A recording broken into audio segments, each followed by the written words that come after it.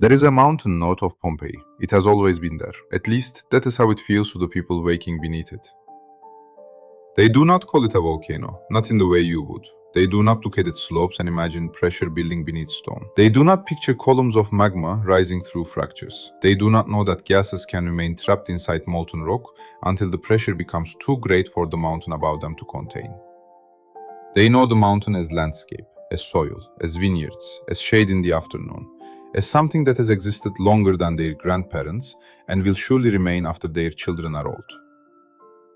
This is the danger of familiar things. Eventually, you stop asking what they are capable of. Pompeii is already dying. Nobody in the city knows it yet. Morning enters through an open doorway. A woman named Livia wakes to the sound of sandals on stone. She is 19 years old, perhaps 20. Age matters differently here. There are no photographs of childhood, no school certificates, no small archive recording every year that has passed. A life is remembered by people, by objects, by scars, by who still speaks your name. Livia lies still for another moment. The room is dim. The walls are painted with bands of red and black. The plaster has cracked in places, not from age, from earthquakes. There have been many. Some small enough that cups merely tremble, others strong enough to bring pieces of roof tile into the street. The great earthquake 17 years earlier damaged much of this city. Repairs are still visible everywhere. Fresh plaster beside old, new walls joined to broken ones, scaffolding, stone waiting to be set.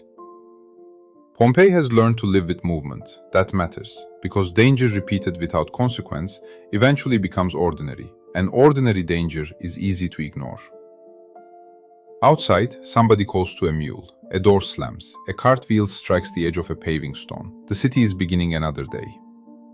Livia sits up. Her younger brother is still sleeping. Marcus is awake in the next room. She can hear him arguing with their father about grain. The argument is not important, but nearly everything that matters in a life feels unimportant before you know it is happening for the final time. The last breakfast, the last complaint, the last unfinished repair, the last time someone says, "I will do it tomorrow." Livia steps outside. The air carries the smell of bread. That smell is everywhere in Pompeii in the morning. Grain ground between volcanic stones, flour drifting onto wooden surfaces, dough pressed by hands, ovens already hot while much of the city is still waking. At a bakery several streets away, a man named Gaius leans into the heat of his oven. He is older than Livia's father. His back hurts when he bends. Two fingers on his left hand no longer straighten completely. He has worked with flour so long that it gathers in the lines of his skin, no matter how carefully he washes. He watches loaves darken in the oven. He does not know that some bread baked in Pompeii's final hours will survive longer than the baker, carbonized, blackened, preserved beneath the material that will bury his city. For Gaius, there is only bread, too much heat, not enough time, customers waiting, the ordinary mathematics of a working morning. Across the city, water moves through fountains. It arrives through an aqueduct, flows into distribution towers, passes through pipes, spills into public basins where people collect it in jars. Pompeii is not primitive. It is crowded, engineered, commercial, noisy, a Roman city alive with appetite. There are temples, baths, workshops, taverns, gardens hidden behind walls, painted rooms designed to impress guests, small rooms never meant to be admired. There are people who own houses large enough to contain courtyards and fountains, and people who own almost nothing. There are free citizens, freed people, foreigners, children, workers, enslaved men and women whose lives belong, legally, to someone else. One of them is Cassia. She is carrying folded cloth through the service corridor of a wealthy house when the floor moves. Just once, a short vibration, enough to disturb water in a shallow bronze bowl. Cassia stops. The cloth rests against her forearms. She watches the water. The surface becomes still. Then she continues walking. That is all. No scream, no warning, no sudden understanding. The earth moves here. Everyone knows this. North of the city, Vesuvius remains quiet. Green slopes rise into morning haze. Vines grow in volcanic soil made fertile by older eruptions whose violence has been erased by generations of plants. This is one of the cruelest things about volcanoes. Their destruction creates fertility. The same mountain that can erase a landscape can also make the soil rich enough that people return. They plant, they build, they forget. and beneath them, pressure begins to resolve an argument that has been unfolding in darkness. Livia walks toward the market. Her sandals know these streets better than she thinks about them. Large paving stones, raised sidewalks, stepping stones crossing places where wastewater runs. Shop fronts opening directly onto the road. Voices passing through doorways. Somebody selling fruits. Someone complaining about prices. Two men discussing local politics as if Rome itself depends on their opinion. Election notices and painted slogans remain on walls. Names, endorsements, insults, promises. Human beings have always written themselves onto cities.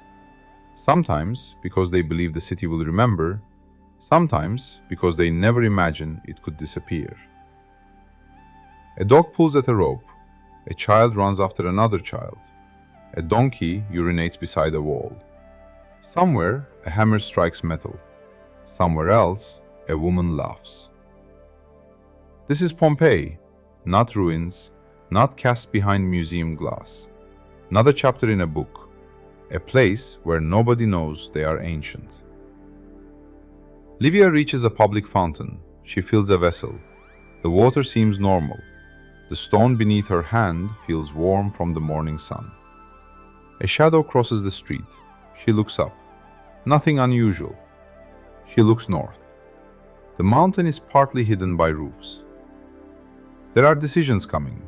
Who will leave? Who will remain? Who will wait too long? Who will choose a road that becomes blocked? Who will survive because of luck and later believe it was judgment?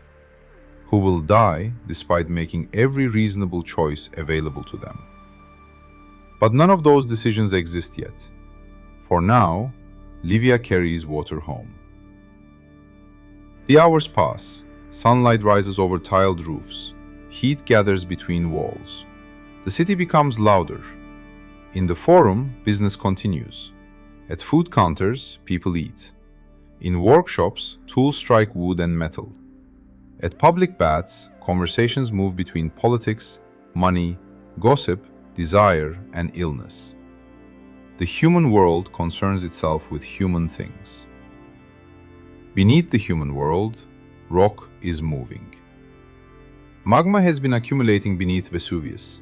It contains dissolved gases, water vapor, carbon dioxide, sulfur compounds. Under pressure, those gases can remain within molten rock.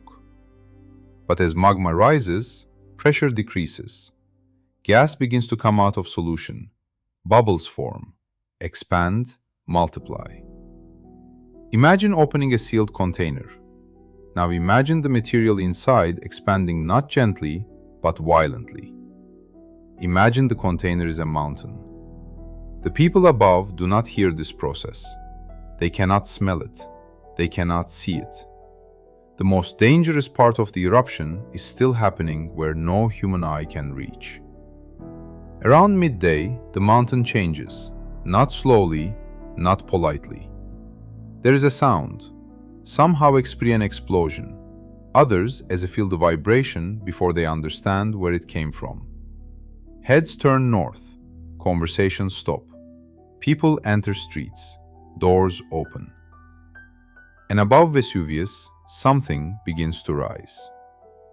At first, it may look almost beautiful, a dark mass pushing upward from the summit, then higher, and higher, and higher still. The eruption column climbs with terrifying speed. Hot ash, fragments of rock, pumice, material torn from inside the volcano and carried kilometers into the atmosphere. The column expands as it rises. Its upper portion spreads outward. Centuries later, Pliny the Younger will describe the shape from across the Bay of Naples. A trunk rising, branches spreading above, like a great mutant pine. But Livia does not know Pliny. She does not know that anyone will describe this. She does not know that the eruption happening above her will eventually give its name to an entire class of volcanic eruption, Plinian. To her, the mountain has simply become impossible. People gather in the streets. Some point, some pray. Some stare without speaking. Children are lifted so they can see. It is human instinct to watch something extraordinary before deciding whether it is dangerous.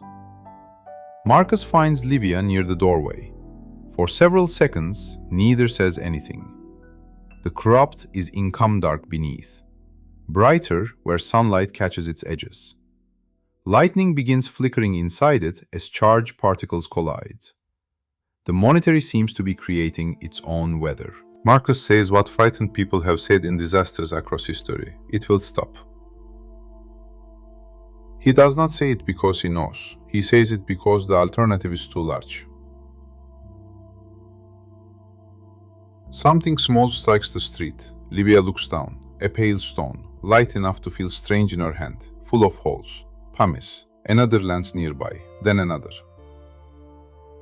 People laugh nervously. Someone picks one up. Someone throws one toward a friend. For a moment, the eruption produces souvenirs. Then the sky begins to fall. Pumice descends over Pompeii, at first scattered, then steady, then relentless. Small pieces strike roof tiles, streets, shoulders, heads. The sound grows until individual impacts disappear into a continuous dry roar. Livia covers her hair. Marcus pulls her toward the house. Around them, people are making different choices. Some move toward the city gates immediately. They gather children, money, jewelry, food, anything that seems necessary when you believe you may return tomorrow. Others go inside. Buildings feel safer than open streets. Walls feel permanent. Roofs feel protective. Humans trust structures because structures usually protect us. But during heavy pumice fall, the roof can become the threat. Gaius stands inside his bakery. The oven is still burning. Pumice rattles against the roof. His workers look at him. One asks whether they should leave. Gaius looks toward the shells, the grain, the tools, the business, the things that have taken decades to become his life. Where would we go? He asks. It is not a foolish question. People rarely abandon everything because danger might become fatal. They leave when danger becomes undeniable, and by then, roads may already be worse. The pumice deepens, ankle-high, then higher. Movement becomes difficult. Every step sinks. People carry cloth over their mouths. They tie cushions or folded fabric over their heads to protect themselves from falling material. Some hold hands. Others lose each other after turning one corner. The light changes. Afternoon should still be bright. Instead, the eruption cloud spreads above the city. Ash thickens. The sun weakens. Colors disappear. Pompeii enters an artificial night. Inside Livia's house, oil lamps are lit. The floor trembles again. A cup falls. Her younger brother begins crying. Marcus tells him to stop, then apologizes. Nobody knows what to do with fear when there is no useful action to attach to it. Their father argues they should remain indoors. The walls are strong. The roof has survived earthquakes. The street is dangerous. Their mother wants to leave. She has been watching the pumice accumulate in the courtyard. The stones do not melt. They do not stop. They simply keep arriving. Livia listens to both. Every argument makes sense. That is another cruelty of disaster. Sometimes there is no obviously correct decision. Only different risks, revealed too late.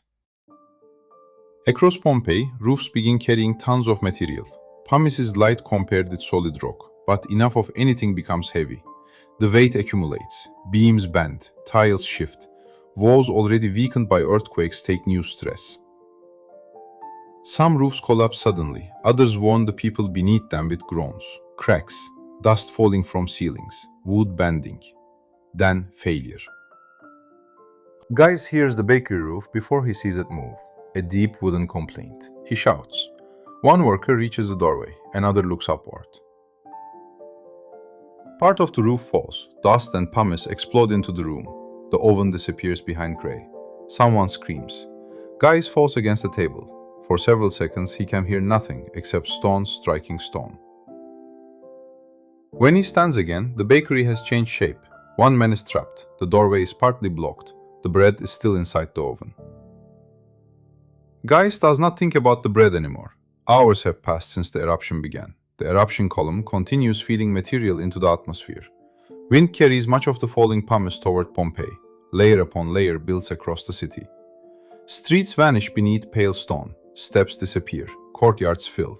Doorways become lower because the ground outside is rising. This is not lava. No red river moves through Pompeii. The famous destruction of the city does not happen because molten rock flows slowly through its streets. The first great killer is weight, falling material, collapsing architecture, blocked movement, darkness, panic, exhaustion. And later, something faster. Cassia is still inside the large house where she works. The household has fractured. Some people left hours earlier, others refused. A wealthy man has ordered several chests prepared. Silver, documents, coins, objects that prove wealth in a world where wealth still appears to matter.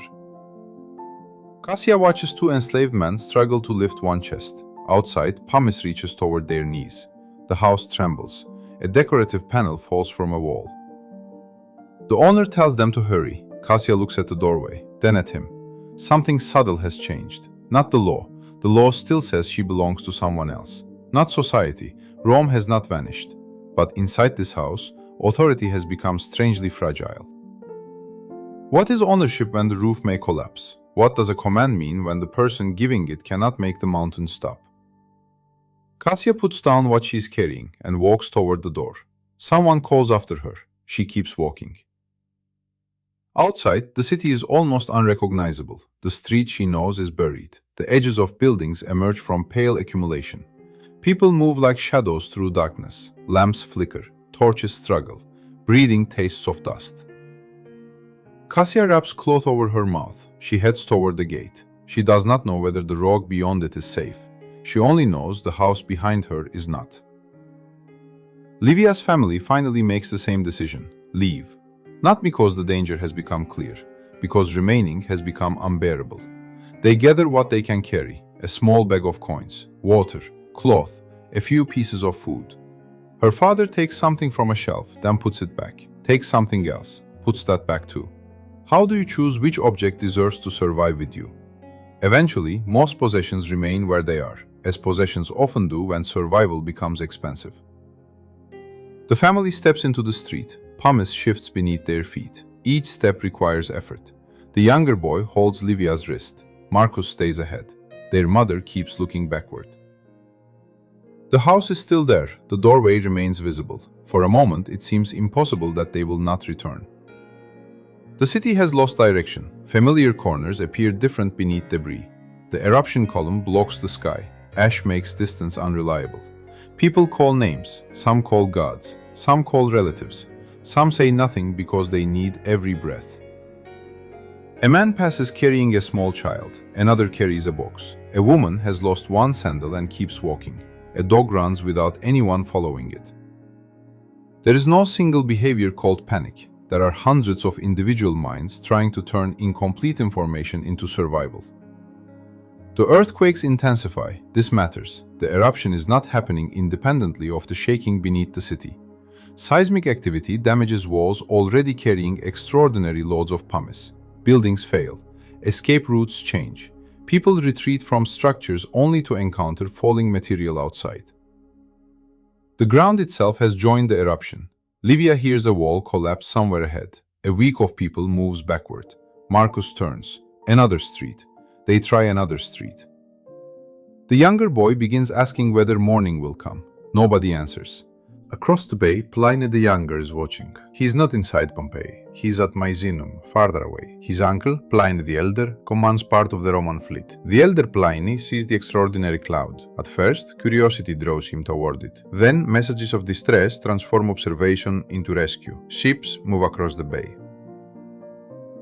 Human beings are moving toward danger, while others are trying to escape it. Both behaviors will survive this eruption. Curiosity, duty, fear, love, misjudgment, courage.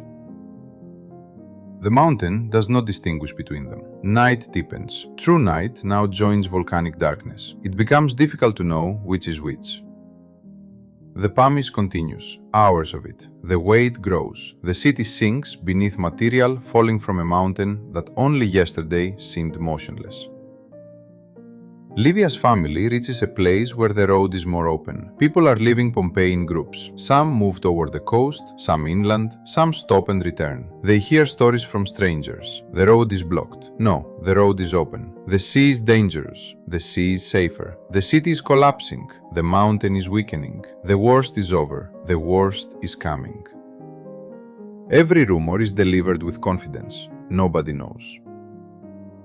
Livia's father stops. His breathing has become difficult. He's older. The pumice makes walking exhausting. The family slows. Other people pass them. Marcus wants to keep moving. Their mother refuses to leave the father. The younger boy is crying again. Livia looks back toward Pompeii. There is almost no city visible now. Only dark walls, small lights, falling stone, and above everything, a blackness rising into blackness. At some point, the family divides, not emotionally, physically. Marcus takes the younger boy. He will move ahead, find a clearer path, wait. Livia stays with her parents. It is a practical decision, temporary. They expect to meet again. This is how many final separations happen. Nobody says goodbye, because goodbye would make no sense. You say, I'll see you there, and then history closes between you. Elsewhere, Cassia moves with strangers. Nobody asks who owns her. Nobody asks where she belongs. In darkness, status becomes difficult to see. Jewelry still shines when light catches it. Fine cloth still feels different from rough cloth, but ash covers everyone. The mountain has not created equality. It has created exposure. There is a difference. A woman beside Cassia has injured her ankle. Cassia helps her. They do not know each other's names. The woman leans against her shoulder. Together they move. For several minutes, that is enough civilization. Near the bakery, Gaius has escaped the collapsed room. One worker has not. Gaius stands in the street. He could leave. Perhaps he should have left hours earlier. Instead, he looks back. Through the doorway, he can see part of the oven, the place where he has spent most of his adult life. People do not remain in dangerous places because they are stupid. Sometimes they remain because identity has geography. Because a house is not just walls. A shop is not just income. A city is not just streets. To leave permanently is to accept a future you have not yet imagined. And tonight, Gaia still believes this is temporary. He walks back inside. Above Vesuvius, the eruption column has been sustained for hours. But systems this violent do not remain perfectly stable. The column rises because hot material and gas are buoyant enough to climb. If conditions change, if the column becomes too dense, if it can no longer support its own mass, parts of it collapse. And when an eruption column collapses, gravity takes over. Hot gas, ash, rock fragments, pumice. A dense mixture begins moving outward along the ground. A pyroclastic density current. Do not imagine lava. Lava can be devastating, but it is not what is coming toward Pompeii. Imagine a cloud with weight, a storm made of hot gas and shattered mountain, a moving atmosphere loaded with particles, fast enough that running may become meaningless, hot enough that survival can depend on seconds, distance, shelter, and chance. The mountain is changing the rules again. Herculaneum, closer to the volcano and differently positioned, experiences destruction before Pompeii's final end. Flows and surges move through areas around Vesuvius. The eruption evolves through pulses. Collapse, renewal, more material, more instability. Pompeii remains under pumice, still occupied, still containing people alive in rooms, streets, and shelters. The city has survived the first phase, but survival is not completion. Livia feels a different kind of darkness. There is no scientific reason for her to know what is coming. but the environment changes. The air, the sound, the movement of people. Her father has stopped walking. He is sitting against a wall. Pumice surrounds his legs. Her mother kneels beside him. Livia says Marcus will be waiting. Her father nods. He tries to stand, fails, tries again. The second attempt matters, even though it changes nothing. Far ahead, Marcus is no longer visible. The city shakes again, hard. A damaged wall falls nearby. Livia throws herself down. Pumice scatters. Her mother screams her name. When Livia looks up, the world is dust. There are moments when survival becomes smaller than a plan. Get up. Breathe. Find the person beside you. Take one step, then another. No future, no philosophy, no history. Only the next physical action. They move again, her father supported between them. Behind them, Pompeii continues collapsing. Toward the end of the night, the eruption's most lethal, ground-hugging phases move farther across the landscape. The people still alive do not receive a warning that says, "This is different." There is no announcement, no siren, no message describing temperature and velocity. Only signs, a horizon that no longer looks like a horizon, a darkness that moves, a sound growing where there should be distance.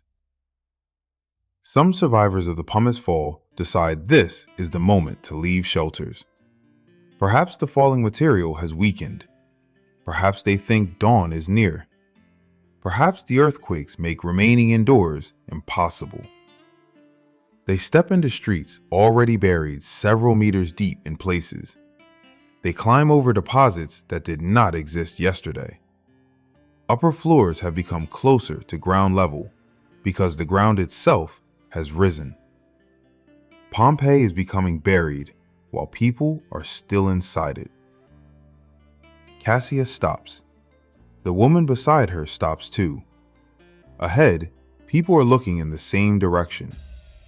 There is something beyond the city, something low, dark, advancing. For a moment, nobody understands scale.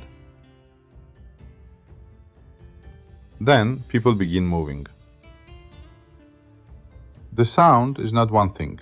Wind, impact, stone, roaring gas, objects striking other objects, human voices swallowed inside it. Cassia runs. Livia hears the same sound from another street. Her father cannot run. Her mother looks at her. There are choices too cruel to become moral lessons. Livia pulls harder. Her father says something. She cannot hear him.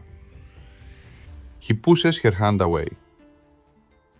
She reaches again. He pushes again. This time, she understands. Her mother does not move. Livia screams at her. Her mother stays beside her husband. Not because death is romantic, not because love makes people fearless, because sometimes, at the end of all available choices, a person chooses where to stand. Livia runs. She does not say goodbye. The current enters the city. Hot ash and gas move through streets, around corners, over walls already buried by pumice, through open spaces into structures. The city that spent the night trying to keep the eruption outside can no longer do so. The physical effects are rapid. Dense ash makes breathing difficult or impossible. Heat transfers through air and particles. Visibility collapses. People can become disoriented within spaces they have known for years. There is no clean cinematic boundary between safe and dead. Temperature and density vary. Structures alter flows. Distance matters. Timing matters. But for many still inside Pompeii, the remaining interval is very short. Gaius is in his bakery. Perhaps he hears it. Perhaps the building blocks the first sound. Perhaps his last awareness is darkness, or heat, or the sensation that the air itself has changed. The loaves remain. Cassia runs until she cannot see the person beside her. Ash fills everything. The woman who leaned on her shoulder is gone. Cassia reaches forward. Nothing.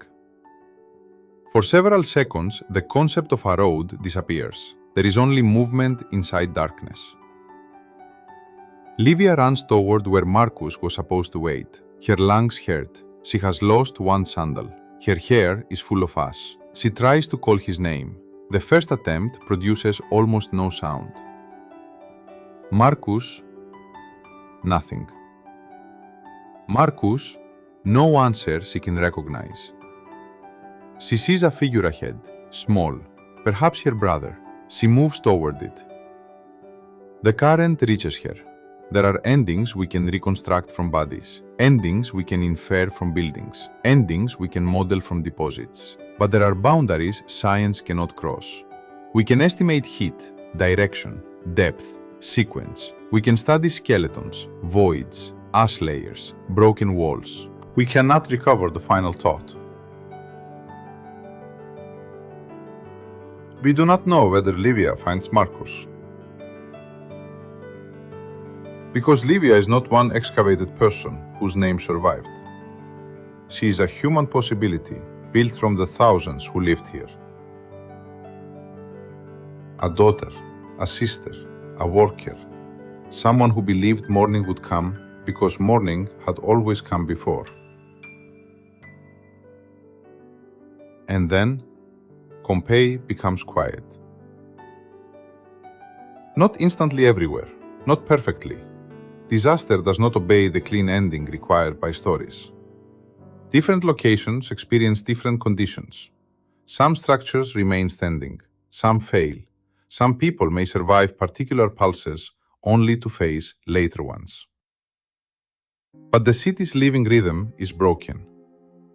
The fountains stop mattering. The market stops mattering. Money remains in boxes nobody will spend. Food remains in vessels nobody will eat. Doors remain locked around property nobody can defend. Political slogans remain on walls for elections that will never happen here. A city is made of objects, but objects are not what make a city alive. People do. And now, the people are gone. Material continues to fall. Ash settles into rooms. Streets disappear beneath volcanic deposits. Walls are covered. Courtyards fill. The outlines of bodies become surrounded by compacting material. Soft tissue disappears with time. Bones remain in some places. In others, bodies leave cavities within hardened ash. Centuries later, excavators will pour plaster into some of those voids. The plaster will fill the space where a human body once interrupted the ash. A shoulder, a face, folded arms, feet, the shape of clothing. Not the person, the absence of the person. That distinction matters. Morning eventually comes above the disaster. The sun rises over a landscape transformed. But there is no Pompeian morning routine beneath it, no bakery opening, no public fountain conversation, no sandals moving toward the forum. Vesuvius stands above what it has done. Mountains do not regret. Across the bay, survivors attempt to understand. Pliny the Younger lives. Years later, he will write about the eruption, about the strange cloud, the darkness, the fear, his uncle's final journey. His words will survive empires. Pliny the Elder does not return. The commander, naturalist, writer, a man drawn toward the eruption first by curiosity and then by the need to help. He becomes one of its victims. Human knowledge moved toward the mountain. The mountain answered without meaning to. Around Vesuvius, survivors search. Families have divided. People return as far as they can. Some look for relatives, some look for property.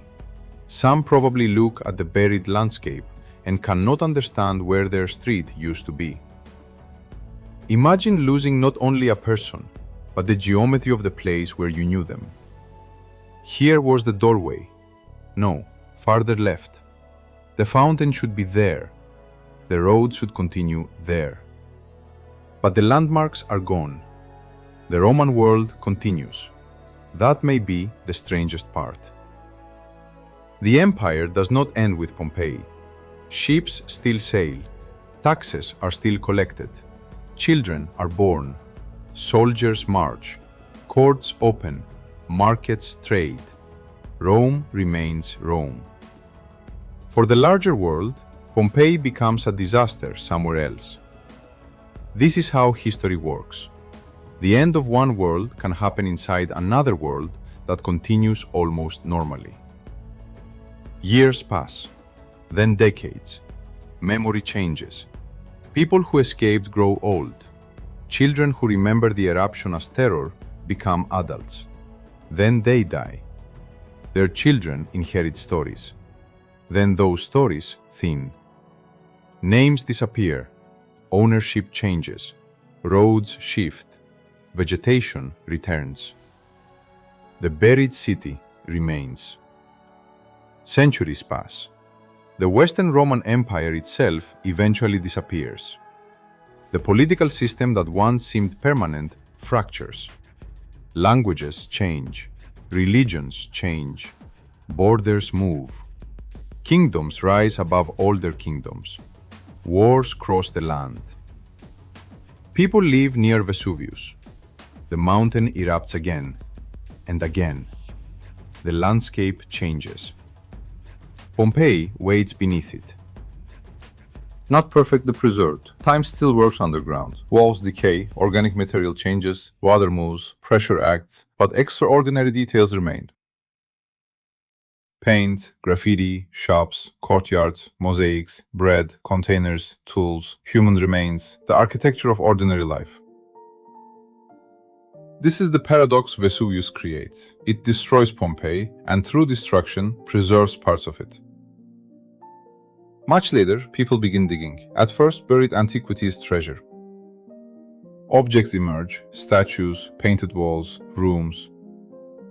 Gradually, something larger becomes visible, not a collection of artifacts, a city. Streets return to sunlight, wheel ruts appear in stone, counters where food was served emerge from ash. Political messages become readable again. Names spoken by people who have been dead for more than 1,000 years return to human eyes. A loaf of bread becomes evidence, a cup becomes evidence, a locked door becomes evidence, a room under repair becomes evidence. Even emptiness becomes evidence. Archaeology learns to read interruption. A meal prepared but never completed, a tool left where a worker expected to return, building material waiting for tomorrow, a garden that stopped growing beneath ash. These are not grand monuments built to defeat time. They survive because time was interrupted. And that is why Pompeii feels different from many ancient places. You are not only looking at what Romans wanted future generations to remember. You are looking at what they forgot to hide. Their handwriting on walls, their repairs, their shortcuts, their kitchens, their mistakes, their bodies. The unfinished texture of being alive. Walk through Pompeii now, and Vesuvius is still there. The distance has not changed enough to feel safe. The mountain rises beyond roofs and ruins. Green again, quiet again, beautiful again. That beauty creates an uncomfortable thought. If you had lived here, would you have left? It is easy to answer from the future. You know the city dies. You know what Vesuvius is. You know what an eruption column means. You know that pumice accumulation can collapse roofs. You know what pyroclastic density currents can do. They did not. They had earthquakes, yes, but earthquakes had happened before. They saw a cloud, but extraordinary clouds do not come with labels. They saw stones falling, some left, some stayed. Some left late, some may have left early and survived. Some may have made choices that should have worked, and still died. Knowledge changes courage. It also changes hindsight. The people of Pompeii were not foolish for failing to behave like modern volcanologists. They were human beings interpreting an event they had never seen, using memory, habit, rumor, family, possessions, fear, obligation. The same tools human beings still use when certainty disappears. And perhaps that is why Pompeii survives so powerfully in the imagination. Not because it was uniquely decadent, not because the mountain was punishing anyone, not because history selected this city for a lesson, but because Pompeii exposes something ordinary beneath catastrophe. People hesitate. People protect children. People return for belongings. People help strangers. People refuse to leave home. People make good decisions too late. People make imperfect decisions for reasons that make complete sense to them. And sometimes there is no decision left. Think of Gaius, a baker who believes his bakery will still matter tomorrow. Think of Cassia, walking away from a command because the world enforcing that command is collapsing around her. Think of Marcus, moving ahead with a child because someone has to find a route. Think of Livia running toward a brother she expects to find. They are not historical individuals whose exact stories we recovered. But the city contained people like them, thousands of private worlds, thousands of relationships, thousands of plans. Most are unnamed. History preserves emperors easily. Ordinary people require luck. Sometimes that luck is an inscription, a grave, a legal document, a scratched name. And sometimes it is a disaster. Vesuvius preserved traces of people by destroying the conditions that allowed their lives to continue. That is not mercy, it is not justice, it is geology. The mountain did not hate Pompeii. The eruption was not angry. Nature does not become more meaningful because humans suffer inside it. Pressure changed, magma rose, gas expanded, rock fragmented. Gravity pulled dense material downward. Physics continued. And inside that physics, people know but other. That is where meaning enters, not from the mountain, from us. There is one more thing. Pompeii is often remembered as frozen in time, but nothing is truly frozen. The ash changes, the wounds weather. Excavation exposes walls to air and rain. Modern conservation fights a new kind of destruction. Visitors coach streets once filled with people who did not know visitors like us would ever exist. Even burying is temporary. Everything continues changing. The lesson is not that disaster can make a moment eternal. It cannot. The lesson is that sometimes a moment survives long enough to reach someone unimaginably far in the future. You. You can stand where someone stood while watching the mountain.